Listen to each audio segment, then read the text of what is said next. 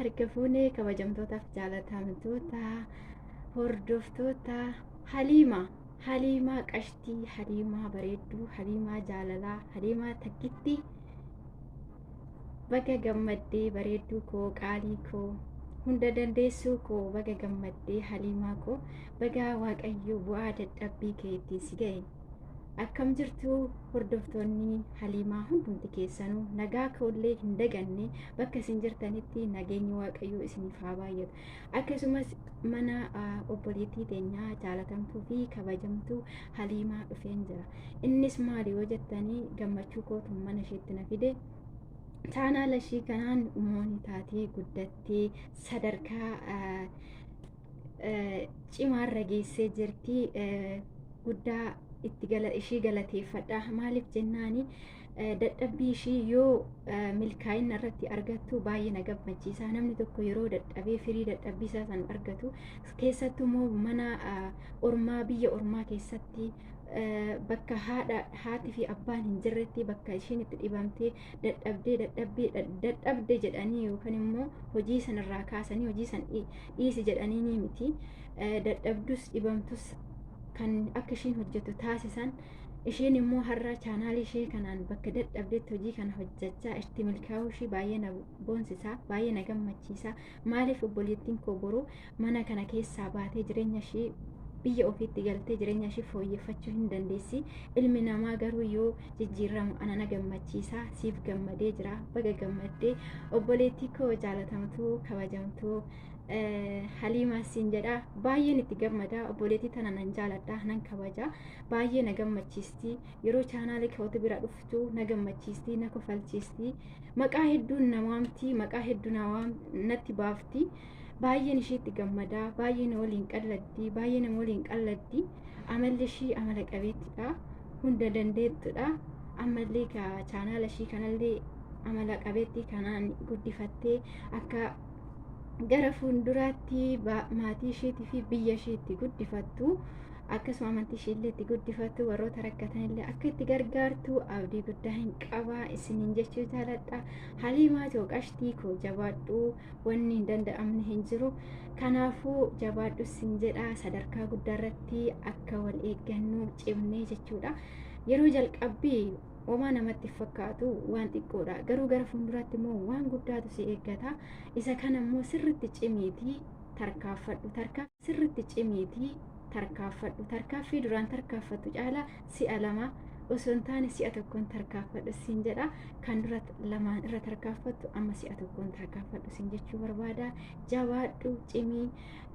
Wantoonni namni namaan jedhu baay'eetu jira. Baay'eetu nama xiqqeessa. Wanta xiqqootu waan guddaarraa gadi si buusa. Sadarkaa kee guddicharraa, qabxii kee guddicharraa gadi dagatti si buusa waan ta'eef jabaadhu. Yeroo ati sadarkaa guddaa, madarakii guddaarra geesse, warroonni wanta gadhee fi wanta yaraa siin jedhan immoo guyyaa san sirraa baratu. Guyyaa san immoo isaanis akka kee kanas ta'anii si waliin dalaguu ni eegalu siin jedha. Hojiin kunis immoo kan jaalalaa, kan tokkummaa siif haa ta'u, kan itti gammaddee itti bashannante, maatii keetis horattee ittiin bohaartu siif haa ta'u siin jedha. Baay baay Haliimittii koo. Ashamaa kabajamtoota fi jaalatamtoota hordoftoota Haliimaa Tuubii, nageenya Waaqayyoo bakka jirtanitti isiniif haa baay'atu. Akkam jirtu, akkam yeroo kana geessanii, ani nagaa kootii, galata Waaqayyoo, isinis akka nagaa taatan abdii guddaan qaba isiniin jedha. Egaa hordoftoota Haliimaa Tuubii, warreen hin beekne fi ani Hinaan Tuubiin jedhama. Akkasuma Haliimaa baga gammaddee jechuuf dhufe. Baga gammaddee congratulation siin jedhee jira. Baga gammaddee, baga dadhabbiin kee galma siif gahee. Waan hunduma caalaa kan nama gammachiisu gatii dadhabbii ofii yoo argatan baay'eetti nama gammachiisa. Wanti akka yeroo dadhabbii ofii itti galmaan gahanii firii ofii arganii nama gammachiisu hin jiru. Kanaafuu baga gammaddee siin jechuun barbaada. Ammallee irra deebi'uudhaan baga gammaddee. Ammallee kana caala cimtee irratti hojjettee akka bakka guddaatti si argu abdii guddaan qaba. Walumaanuu haa guddannu isiniin jedha. Warreen maatii Haliimaa taatanillee jajjabeessaa. Ammallee durallee jajjabeessitanii sa'aatii fi sabiskiraayibii guuttanii akka ishiin moonii taatee seera yuutuubii guutuu kan gargaare isinii nuhi waan ta'eef har'allee walirraa faffagaachuun keenya sirrii hin ta'u. Cimneetu wal gargaaree bakka guddaa wajjin geenyu isiniin jechuun jaalladha. Asumaan immoo warreen amantaa musliimaa hordoftan hundi keessanuu ramadaanni dhiyaatee jira. Rabbiin isin dhaqqabsiisu isiniin jedha. Baay'ee tokkodhas nama jedha. Ayyaanni hunda keenya ayyaana gaarii, ayyaana jaalalaa, ayyaana gammachuu isiniif haa ta'u. Barri kunillee nu jijjiiramee biyyi keenya illee akka nagaa argattu abdii guddaan qaba. Kana Aliimayyee baga gammaddee turuu kootiif dhiifama. Akkuma beekamu hojiidha waan ta'eef hojiitu nu balleessee hundi keenya babbanneerra. Kanaafuu baga gammaddee congratulation hundi keessanuu galatooma. Warreen maatii Haliimaa taatanii jajjabeessaa ammas jajjabeessatuma jirtan hanga ammaa warri biraa hin hafin guddaa tokko galatooma. Akka namatti wal guddisnee boru biyya keenyaafis fakkeenya guddaa akka ta'an. Ashamaa obboloota koo qaqqaalii warroonni biyya keessa biyya alaa jirtan warroonni addunyaa irratti argamtan hundumti keessan nagaan koo kan kabajaa kan jaalalaa idduma jirtanitti isin haa ga'u isiniin jedha. Akkasumas obboleettii koo jaalatamtuu fi kabajamtuu kan taate Haliimaa Tuubii baga gammaddee baga rabbiin dadhabbii keessii lakkaa'ee baga rabbiin immoo yuutuub firii dadhabbii keetii si argisiisee baga guyyaa kanaas si geessin jechuun jaaladha. Obboleettii koo bu'aa bayii hedduu keessa tarteeti guyyaa kana geesse bu'aa bayii hedduu keessa tarteeti gammachuu kana argite waan ta'eef obboleettiin keenya akka namaa obsallee fixannee obsumaan eegdee hundumaa baga rabbiin immoo ga'ee jedhee si gammachiise.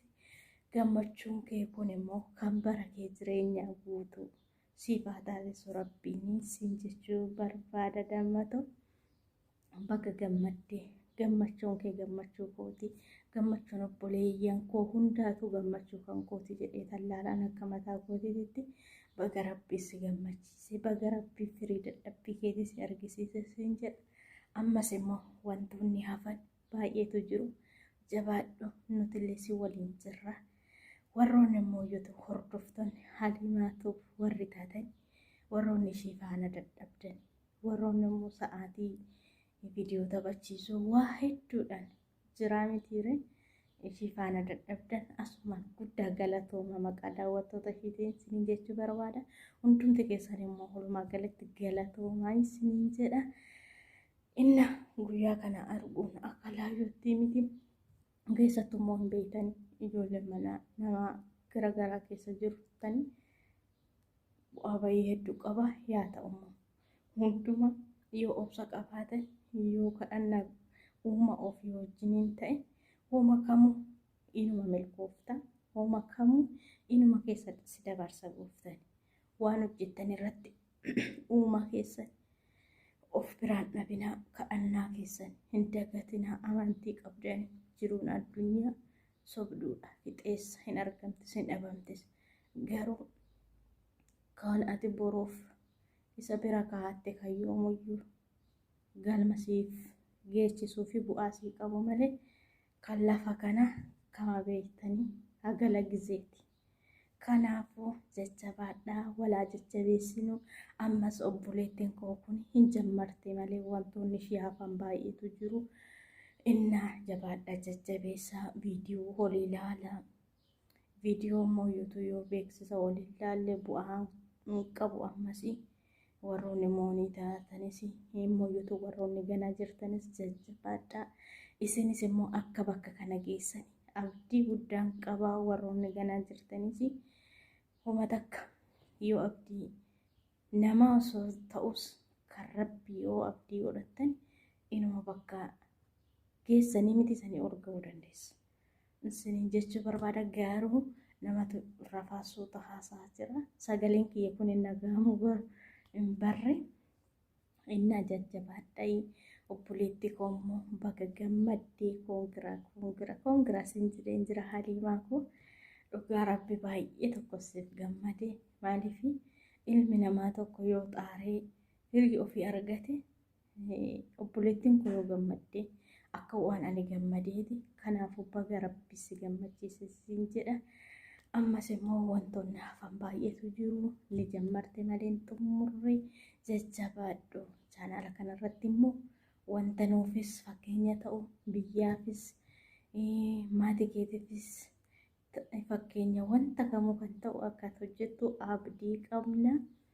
Inni biraa immoo yoo rakkattoota waan biyyoota keenya keessatti ni beektan yeroo ammaa kana keessattuu nama bu'aa buufate isaanillee gargaaru si haa taasisu siin jedha obboleettii koo qaalii. Guddaa si gammadee baga gammadde siin jechuu dhufee. Warroonni nan beekne immoo ani heeyyoottuu bin jedhama. Guddaa galatoomaa. Warroonni Haliimaa jajjabeessitanii iddoo kanaan geessanii ammas immoo jajjabinni keessan akka ishii cinaadhaa hin hafne siin jechuu barbaada. Iddoo jirtanitti nagaan rabbii guddaa manaa fi lafa jirtanitti isiniif haa baay'atu. Obboloota koo qaqqaalee hunduma keessanuu rabbiif jecha sin jaaladha. Fayyaa naa ta'a bakkuma jirtan.